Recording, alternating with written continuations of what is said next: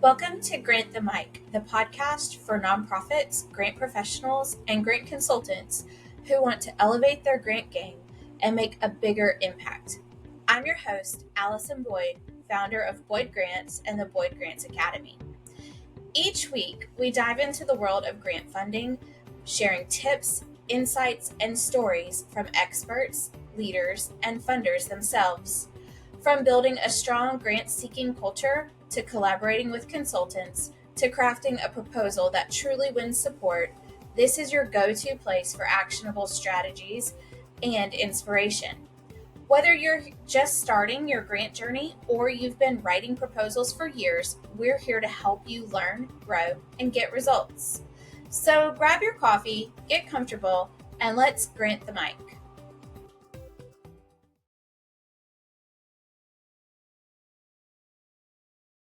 Hi, everyone, and welcome to this episode of Grant the Mic. Today, we are going to talk about the inside of the mind of a funder, and we're going to talk to my sweet friend, Julie Martino. We've been friends for quite a while, but we're going to cover what funders are really looking for in grant proposals, common mistakes organizations make from a funder's perspective, how nonprofits can anticipate funder priorities and improve proposal quality, and all of the great insights into evaluating programs and projects for funding. Also, one of the key topics is going to be around building stronger relationships with funders through understanding their perspective. So, Julie, can you tell us a little bit about who you are and what your role is at the Montgomery County Community Foundation? Thank you. And thank you so much for inviting me to be a part of your podcast. This is very exciting. So I hope I can provide information and help people understand better about foundations and groups, because there's this thought that, every foundation is the same, and that's not quite the same. So I am the president and CEO of Montgomery County Community Foundation. I have been 8 years, and I have always been on this side of the nonprofit world, which is either grant writing or granting, my whole professional career. So this is my space. And Julie and I have known each other for many years. About 8 or 9 years ago, I worked underneath her at the United Way of Montgomery County, and we did a lot of work on the back end of creating grant proposals and that whole internal process and things like that. So she has all of the knowledge about grant making and funder work, and so I thought she'd be great for this topic. So how did you get into grant making and funder work? Well, it happened right out of college. A bachelor's degree in social work don't take you very far. And they always wanted to know how fast I could type, and that's not what I did as a social worker. And so my sweet husband suggested that I go and work with United Way, see if they had any openings, and they had an internship. And it was a year long. First part of the internship was raising money the United Way. And then the second half was giving money out the United Way, which was funding, working with local nonprofits, providing funding to certain areas within the community that I was working in. And I've just always been, since then, kind of been in that niche, and either ran an agency that was funded by United Way, so was on the grant writing side with United Way or with the Older Americans Act, or and fill in the blank, whatever grants. So I wrote grants, and then went back to United Way. As Allison said, she and I worked together, and Allison was incredibly critical in us shifting our model from give to United Way because we fund these great organizations to give to United Way because we're going to tackle these top priorities in Montgomery County. And that's a mental mind shift that's really hard to make. It took us about 3 years to get the board into that space, because when you're talking about poverty, people go, oh my God, poverty is so big, we can't do anything about it. But you can spotlight it, you can start driving your funding in that area. Collaborations was a big thing Allison was a part of, and that has really resonated further along, I think, in our community. I think we've laid some great groundwork, Allison, on getting organizations to collaborate in Montgomery County. I think so too. And so this question has nothing to do with any of this prep questions that we have discussed, but talking about how you shifted your model and how you gave out dollars versus the traditional way. Let's kind of talk about, I know sometimes as the grant professional, who's the one who's writing and supporting organizations writing, it is like this big shock when a funder says, oh, we're not doing it that way anymore. We've now changed. And it feels like it comes out of left field and it just feels disingenuous sometimes. But man, being on the flip side of that, there was so many meetings and decisions and why you guys made that decision to change the model and everything else. So can we talk about why sometimes that happens? Why do funders shift? And why does it feel so weird when a writer or a professional, grant professional is like, oh, last year or 6 months ago, that is not what they said they were going to do. Yeah, as a funder and a fundraiser, especially in the United Way model, you really have to understand who your customers are and what changes are happening in the world that drive how people are giving money to you so you can give money out. And there were two factors in that particular situation. The biggest thing that United Way got started back in the 50s and 60s was payroll deduction. Because nobody, if you wanted to be charitable, you had to pull out your wallet and give people money. But payroll deduction allowed you to give more money out of your paycheck because you didn't see it. Well, go back from now, maybe 15 years ago, and all your banking is online. So if I want to give money to my church or to an organization I really love, I just write it into my online banking and say every week, every month, give amount, or on my credit card. That wasn't something people did. So there's been a whole sea change about how people spend their money. And so that was one thing. The second dynamic that was really pushing out there, and United Way pushed against it quite as hard as they could, was people wanted to have more say in where their money went. And so there was a lot of conversations about designations. But when you really pulled back the curtain on what that meant was they really cared about certain things: education, poverty, helping move people out of poverty, health. And health looks different. All of those topics look different depending on where you live. And so when you can start looking at what the needs of your community are and articulating that out, your fundraising should increase. It's like any nonprofit. When you are fundraising, it's not just about what you're doing, but how you communicate it to the public about the impact and the value of what you bring to the table.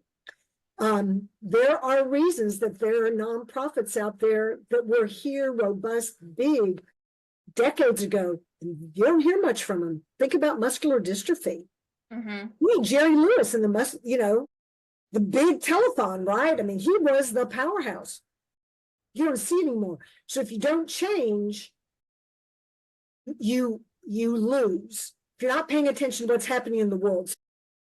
And what people don't know in terms of how we did it at our United Way was every step of the way, I had a couple of agency representatives on the committees making these decisions, one, and two, they reported out at our monthly or quarterly agency directors meeting to get feedback. And sometimes they'd say, hey, Julie, we're going to have a meeting and you're not invited because we want to have candid conversations, and you got to be okay with that. Yeah. So, because if you really want it to be a partnership and you're working together for the good of the community, they have to have a part of, a piece of the puzzle, skin in the game, if you will. Yeah. That's just my philosophy. Don't make it right. That's just the way I think. I mean, I'm telling you, I learned so much from being on the flip side of writing to developing the whole process and understanding from the funder's perspective, which was interesting because I was also writing grants. Yep, you were. Mhm. rewriting how we were going to receive applications. It was just this crazy dichotomy. But man, I learned so much and how each funder views things a little bit differently. And I learned a lot about what is important to one funder is not important to another funder. And so, what if there's anything that you could say, what are some of the key things that funders look for when evaluating when a proposal comes in? Well, one thing, and that I think all funders look at is, are you answering my questions? You don't Okay. want random answers put in there, things we wish you. Well, I mean, I read some proposals and it's like they are giving me all this smoke and mirror, and I can't find what it is they're really going to do because they're too busy telling me we're out here doing this and this and this and this. Doesn't have anything to do. It tells me about the organization, but it doesn't tell me about the proposal that they're actually asking me for. And so along that line, one of the things I want people to understand, and you've alluded to it, is every funder is different. And you really need to understand who the funder is, what their goals are, and how you might fit in with that or not. And we're a small foundation. So we have one grant cycle a year. Our grant ranges $250 to $25,000. So it's not like the George Foundation or Houston Endowment or any of those massive ones. What that means is I'm also a staff of me as a full-time employee and a part-time person. And so I don't make the funding decisions. But I read every grant request.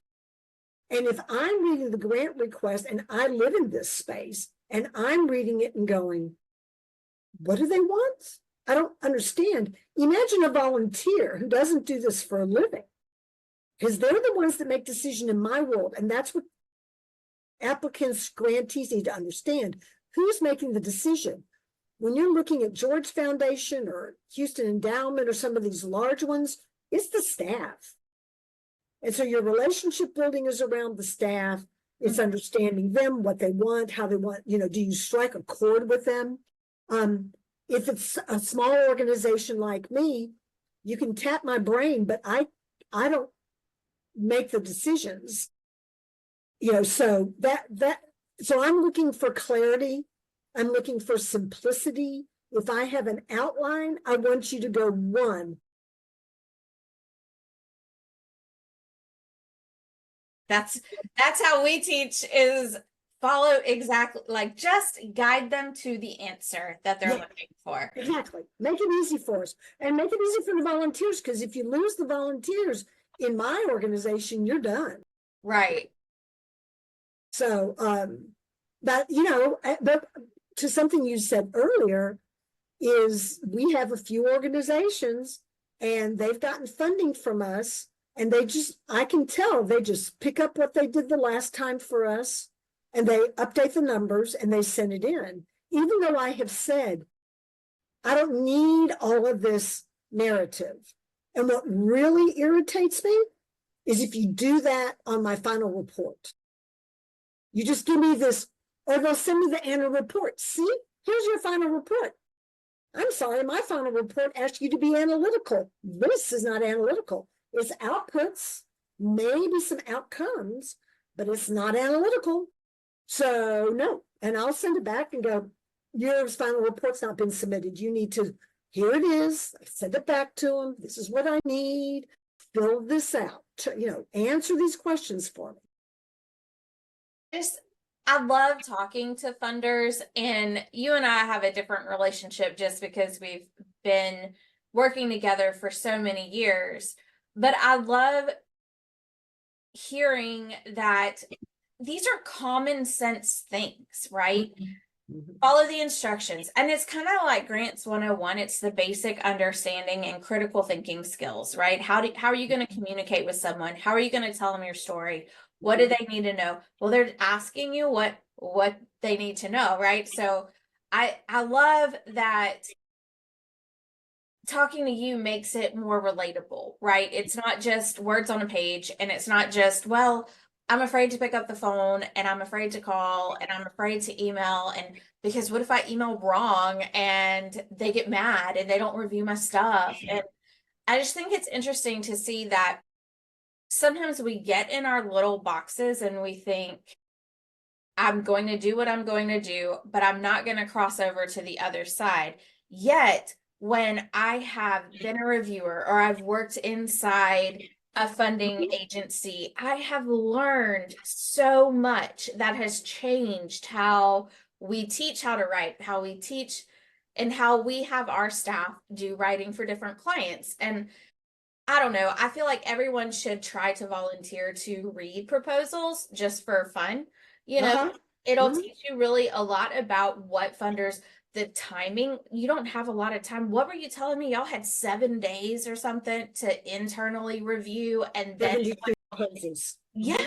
So 7 days for a staff of one and a half to internally review 72 proposals before it went to the volunteers. And so that alone, knowing that says, man, I need to put all the information that they're asking for, nothing more, nothing less, Mhm. and make it simple where they can check through those lists. Mhm. But out of that, well, yes, we want to follow your list, but how do we make our proposals more compelling as a funder looking at someone's proposal?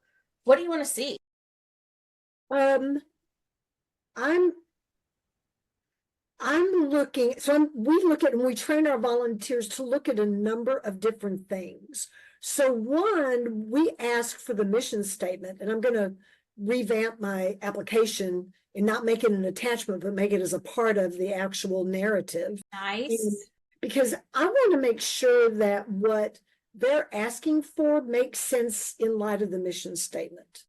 Okay. And sometimes, most of the time it does, but sometimes you're like, I don't quite understand that. And again, because I'm in my organization's volunteers, is does it what you're saying it's going to do actually going to do what you're saying it's going to do? To say that, oh, it's going to get out to 23,000 people and that's success. Well, you've trained me, Allison, so what?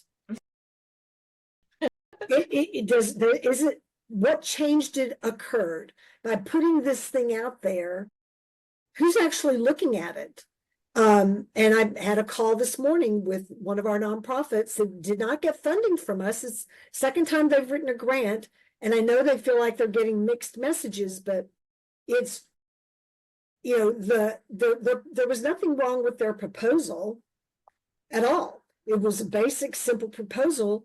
We had 72 grant requests requesting almost $800,000, and we had just under 300,000 to give out.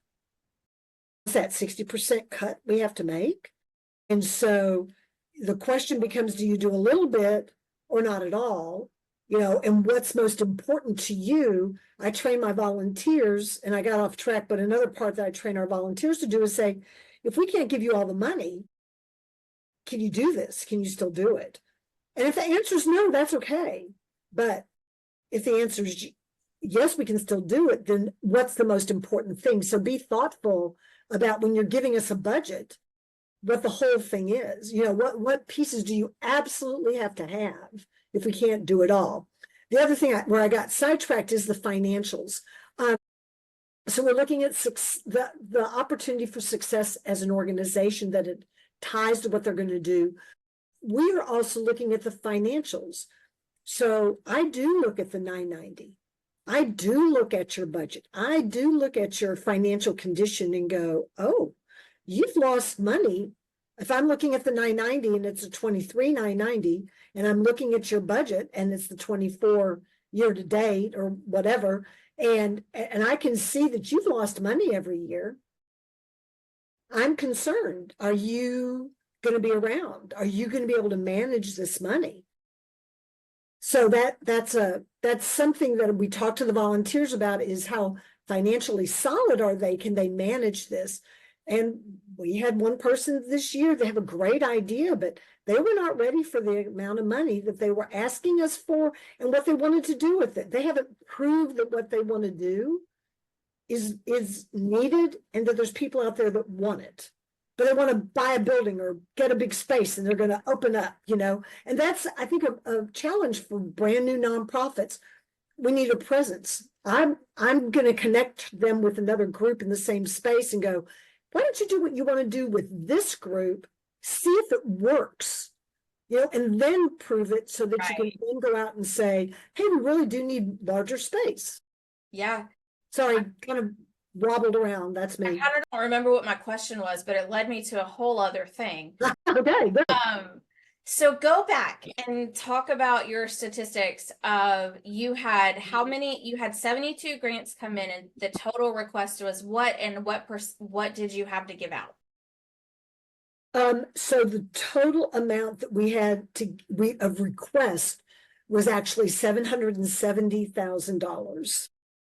And so we had, thanks to our volunteers, not the volunteers, our donors, we had about 300,000 divided by that 770. So we only had 39% of the requests available. And so we had to cut that by 60%. Yeah. But here's the trick when you're dealing with community foundations. Okay. One, if you're going after a community foundation, we're a different animal. All community foundations are fund driven. Okay. Mm-hmm. In our case, we are mostly fund driven by our field of interest. That's where the majority of our money is. We have some money for designated agencies. We have some money for donor advised, but there's other community foundations that are very donor advised.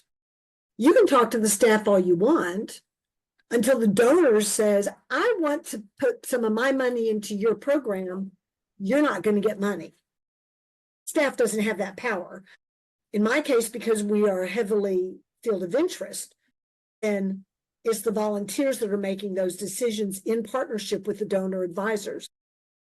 And so where I'm going with that is I have, of that 300,000, maybe about 40,000 is animal welfare. And I cannot use animal welfare money for the arts. Right. I can't use animal welfare money for senior citizens unless it's a senior citizens program. And what they're doing is they're wanting to pay for pet food for homebound seniors. Okay, then I can connect that dot. Mm-hmm. So you can look at my annual report and you can see what percentage of my funds, not the percentage of the dollars, but my funds are in education, are in animal welfare, in the arts, or in human service, scholarships, all of that, to get a sense of how much, where those funds lay out. That answer your question? Yes. And so that all brings back to the reality of applying for grants is it doesn't matter how large the foundation is or how small the foundation is. There is so much competition, and it's the pieces of, and you and I talked about this the other day at lunch, it's the pieces of how are the funders weeding out the ones who aren't following instructions and things like that, because they only have X amount of dollars to give away.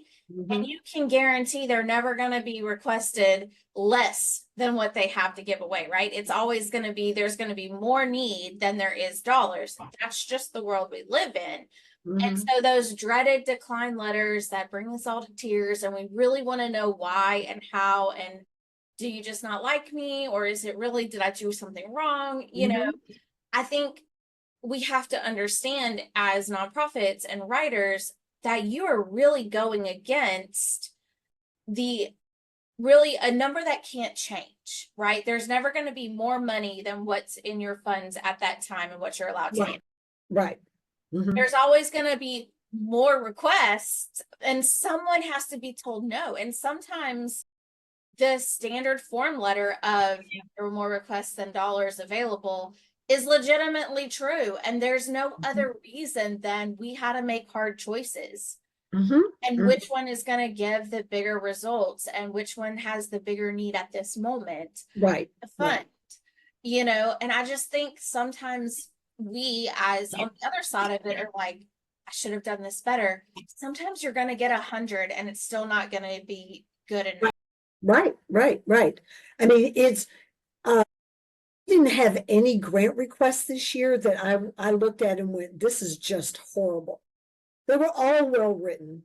They Mhm. were all had, they were all justifiable. For some ready, like I said, one my opinion wasn't ready, and the volunteer that viewed it agreed. And so one of the things I ask our volunteers to do, and they have this year 2.5 weeks, they usually have 3 weeks to go out, not just read the grant request, but to go out if there's a facility to meet face to face with people or talk with them on the phone. Bottom line, and last resort, email them. I mean, I had one year a volunteer who emailed to set up a meeting, never got a response, called to set up a meeting, never got a response, drove to the address on the application, they weren't there, looked on the website, found another address, went there, they weren't there. I mean, so my volunteers, for the most part, are that kind of diligent. They want to do justice because they know they're the ones looking at this and going to be making a recommendation to this group as a whole. And he called me and said, what do you want me to do? And I said, you can't find them. Why would we give them money? So Right. you can come off the top. Just nope, not going to fund them. I don't even waste your time. I mean, imagine everyone has 2 minutes to make a presentation. If I have 70 grants, that's 140 minutes. That's over Right. 2 hours just presenting. So we have to pull off the top as many as we can because we don't see they're ready. But I don't want it to be, I don't like it to be arbitrary.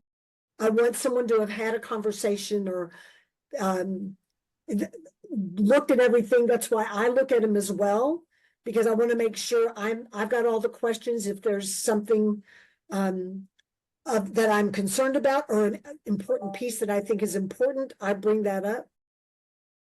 So, you know, just covering all the bases in a I short period of time. really love this because sometimes I feel like um, nonprofits and grant writers alike are like, the funder lives behind the curtain, like in The Wizard of Oz, and we don't know what really happens back there. And it's just daunting. And we get the letter or we don't get the letter, but there's so much thought and process that goes into deciding who's going to get funding. And it's never, I liked this person more. It's really, and we talk a lot about building relationships with funders, and that's important, but it's not always about um oh well, Julie's my best friend, so I'm going to put it in and she's going to Right, fund me, right, or right, I right. know someone on the volunteer committee who's reviewing, they're going to fund me. No, there's so much that goes into it that Mhm. it's not likely that you're, because you're friends, you're going to get Right, dollars. It does, I don't think it matters on what size the foundation is. I think funders are doing the work in a different way than the nonprofits are, right? They are providing the dollars to help support the nonprofits doing the work, and they have their own things that they are held accountable for. And so right. they have their own things that they're driven about to be successful. Mhm. So I just love that you've been transparent of it is a process. It is not just send it in, you check a mark, and oh, we're going to fund them, but we're not going to fund them because I didn't go to dinner with them the other night and I didn't like them. Mhm. So Mhm. there's so Mhm. much more to it. I mean, this year I had one organization. I was trying to get one piece of paper, and everything she sent me was not complete, in my opinion. And I just finally said, you don't want to share this with me? Okay, fine. But I never said anything to my volunteers. because I don't want my perception to influence them. And so they talked to them about it. Good organization, but they felt like they weren't getting all the information that they needed to make a good decision. And you said something about the thing that we talk to our volunteers about is they are stewards. And I know the nonprofits are stewards, but one of the things we say to our volunteers is, if you would put money in it, then it's something worth considering. But if you've got questions like I wouldn't donate my money to this group. Why should we? Because they are there to honor the intent and the wishes of our donors. So they take that very, very seriously. And it doesn't matter what size organization you are. You know, you could be the Bill Gates Foundation. They've got mega money, but they have a specific strategic direction. And what they want is when you make a proposal, as it aligns with whatever their priorities are, let's say the health arena, because that's been a big push for them. It's got to align with the health arena, and it's actually going to get traction. And sometimes is it scalable? Can you scale it up? In our organization, we're not operationally focused. We're more pilots. We like expansions. So tell us how you're going to grow, what we're going to do helps you grow. And we're about one and dones. You're building a building and you need us to outfit a room, or you have clients that need their cars repaired in Montgomery County. If you don't have a car, you ain't getting very far. Exactly. So if you're homeless and you have a job and your car's broken, you're going to stay homeless because you can't get to that job, right? To get rent. So we look at those kinds of interactions. Context: our county from east to west, because I drive it, because my parents live in West County and we live on the further east side. It takes an hour to get from one side of the county to the next. So we don't really have the option of a lot of transportation and things like that. It's just, so those funding streams are so important to be able to have support in fixing cars. And that has nothing to do with the topic that we're talking about. But it isn't that, it's knowing your county. Right. If you don't have transportation and someone is asking for money to help repair homes, or we've got God's Garage here who takes donated cars, fixes them up using volunteers, and then gives them to single mothers or wives of husbands who are being deployed and they don't have a car. We know that's important to keep that family structure going and working. And so it's knowing your community, not just what you're doing, but how what you're doing is also impacting a gap in services or impacting your clients. Okay, this isn't on any of your prep work list questions that we had, and we're also going to have to wrap up soon. But my need for following instructions. All good. Man, and I just forgot my question. I hate when that happens. I was successful. Well, never mind. I have a different one. Well, if I think of it, I'll email you and I'll put it somewhere else so everyone can know what my great question was. As a funder, are there any specific tools or templates or frameworks that you wish people would look at before they apply and put together really good proposals to help you read? So one of the things we ask for is your current budget. We ask for your year-to-date, and we ask for a program budget, a year-to-date financials. We want to know how you doing. If you need to raise this much money and you're halfway through your year and you've only raised a third of it, what's your chances of raising the rest of it? And on the budget, on a detailed budget side, we do ask for a detailed budget. And sometimes a detailed budget is just as simple as giving us we need an air conditioner. We had one group needed an air conditioner. In Texas, you better have an air conditioner if you're providing services to clients inside, because you can't keep them outside all the time, right? Right. So Yeah, for something simple like that, saying this is the quote we got, this backs up our request, I'm good with that. It's sometimes the budgets don't include everything. So I used to do this when I was talking to master level social workers, is the one class I think social workers should always take is accounting 101. You need to be able to read a balance sheet. You need to be able to read a profit and loss statement, understand the relationship between the two, because they're connected. And the best proposals for us have thought through all the expenses. The staff time is going to be this. It's this much per hour. We expect this many hours for this amount. And in fact, one of the proposals we funded several years ago was to provide equine therapy for girls that had just been taken out of the sex traffic trade up here in Montgomery County. And not that we have a big trade, but they were being treated and cared for here in Montgomery County. And as it happened that year, I had a lot of animal welfare money and nothing, and we funded it and we still had money left over. But because they wrote the way they wrote the grant request for us included the furrier, the vet, the feed, that stuff. These were rescue horses. We used animal welfare fund money to pay for that part of the larger budget, right? And so when you give me that kind of detail, when you think through the program's going to be this, then that helps. It also helps, and I've seen this, and it really is helpful when they say this is what the per unit cost is. This is the total cost. This is where the money's coming to pay for it. So if the total budget is $50,000, but we want you to pay 25,000 of it. We want you to pay this line item, this line item. We're going to get money from here, here, and here. That really provides clarity. So it's all about clarity and simplicity. And making sure that the budget that they turn in matches the goals and activities, objectives. There's not some rogue budget item in there that has never even been remotely tied to any of the work that you've already done in the description of what you're doing and things like that. So I think that's important to remember.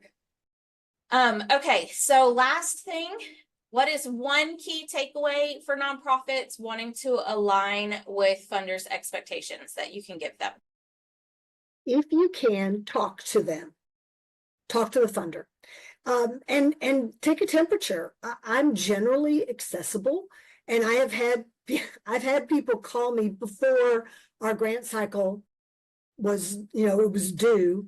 They'd call and go, "What are your priorities?" And I go, "Well, go look at my website and look at my funds and read the funds and see if you fit in those funds." We don't have priorities per se, like Houston Endowment. They do a strategic plan. Read the strategic plan, understand where they're coming from and what can you bring to the table. And by the way, Houston Endowment calls me because they want to reach into Montgomery County, but they don't have a clue about who works what. So on their democracy work, they'd call me and go, "Who are the organizations we need to be working with in these zip codes?" And I can guide them to that. So, I mean, funders talk. We're easy to think that, nonprofits talk amongst themselves of what grants they like to get funding from, what reports that are easier, what we all do that. And I think it's important to remember that funders do the same too. So it's like I was telling you that story that I was telling one of an applicant, that every communication you have with your funder needs to be considered relationship building, like not going into it, "Well, you said," or it's very much you're building a friendship and you're hoping that that translates into funding. And it needs to be a true friendship, right? It needs to be not a one-sided, we're asking for money, just fund us. Because eventually there might be a Houston endowment that comes and asks another county, "Okay, we need to give dollars out.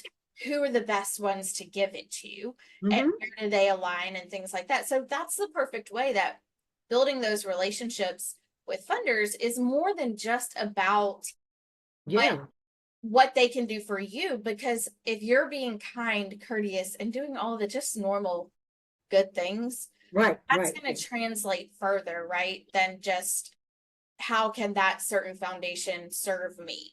right, right.